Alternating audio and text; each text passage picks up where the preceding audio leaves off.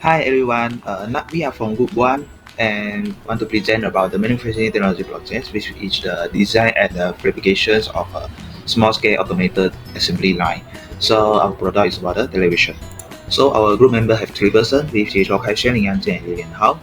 So for the introduction, industrial robotic automation system and control facilitate clear flexibility and the speed of production line and hence curious in computers industries such as electronic. So in the television manufacturing project process, it streamlines the mix of the structure of the LED panels, circuits, and the casings while also being environment friendly by limiting the use of the resources input. In the pilot assessment, the material like IATO report for display panels, and then polycarbonate case for duplicate casings, gallium nitride electronic for the efficient performance and automation has been success. And this product deals with the establishment of the integrated system for the whole volume television assembly line using assembly robot and the version system. So the key of the process material flow assembly expected packaging include the design to offer the modular, efficient, and the sustainable manner of the manufacturing. So for the product overview, we have two, which is the selection product and the material selection. Okay. So for the selection product is the LED televisions. Okay, for the design of for the high quality audiovisual experience. So this include an ITO for study and transparent electrode and PCs housings for casing substrate and the GAN electronic for effective thermal deposition. So these materials provide a more reliable and flexibility in the being incorporated into the automated production. And then for the material selection, the material for selection for the LED television will chooses for the performance like the competitive with the automated production. The display panel use ITO for its connectivity and conductivity, essential for the high resolution displays. So the casing is made of the PC, which is the light valve, impact resistant, and easy to move, ideal for injection molding. So for the GAN, it was selected for the electronic component due to its excellent thermal conductivity and power efficiency. It is crucial for the LED functionality. So now I will pass to my good member. Good day everyone. Today I will be presenting the manufacturing process involved in the design and fabrication of a small-scale automated assembly line for LED television. Our focus will be on the critical step that ensure precision, efficiency, and quality in production. So the first step in the manufacturing process is main operation, which set the foundation for creating high-quality LED television component. So the substrate preparation is crucial to ensure a clean and unspoiled surface for material deposition. Commonly used material like sapphire and silicon carbide are chosen for their superior properties in LED manufacturing. So moving on to epitaxial growth, thin layers of semiconductor material are deposited on the prepared substrate. This is done using advanced techniques such as molecular beam epitaxy, which provide precise control, and metallogenic chemical vapor deposition, which is ideal for scalability in industry environment. So the process continues with photolithography and etchings. Where patterns are defined on the wafer surface, photosensitive resist is applied and exposed to light and develop living precise pattern for etchings. And these microstructures are essential for LED functionality. So next we have metallization and contact formation. Thin layer of conductive metals like aluminum or gold are deposited to establish electrical contact, and these steps ensure that LED are efficient and long-lasting. After the main operation, we move to the second and finishing operation, which refine the component. So the first is die separation, are also known as dicing, divides the processed wafer into individual LED chips, and technical like laser cutting or diamond scraping are used for accuracy. And second is encapsulation, that protect the delicate LED chips from moisture and mechanical damage. And resin or silicone is applied, which also enhance light extraction efficiency. Lastly, testing and binding ensure that each LED meets specific parameters such as brightness and wavelength.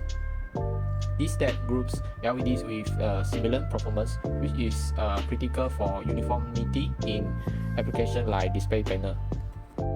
In the next step, assembly and packaging operation, the components are integrated into modules and prepared for final use.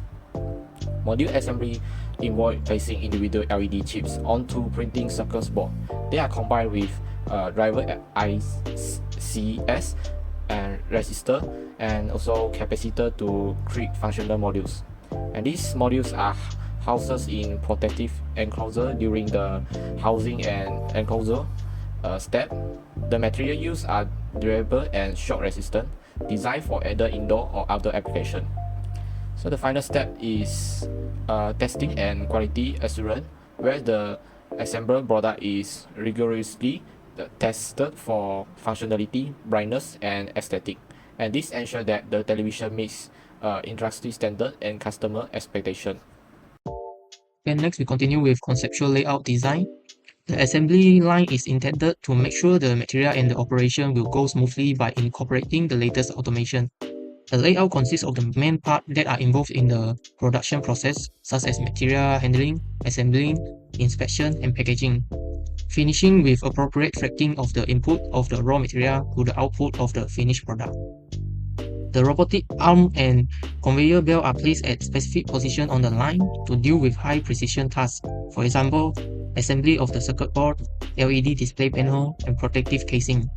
They are technical devices such as visual systems set out to the particular point, integrated for quality control.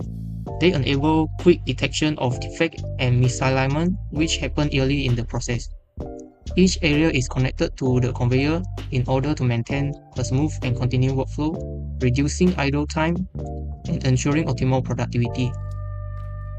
Okay, the next explanation of machine and workstation placement. The placement of machine and workstation is optimized to enhance workflow and reduce operational inefficiency. So the material handling area are equipped with automated system for supplying and positioning components like LED panel and casing. Thus, they are made more efficiency during the initial state of production. In the assembly section, the robotic arms are positioned for the precision of the task, while the conveyor belt works to ensure the continued movement of the component between the station. At the inspection point, the vision systems are put in place to check for defects so that the quality standards are maintained, while the production flow is not disrupted.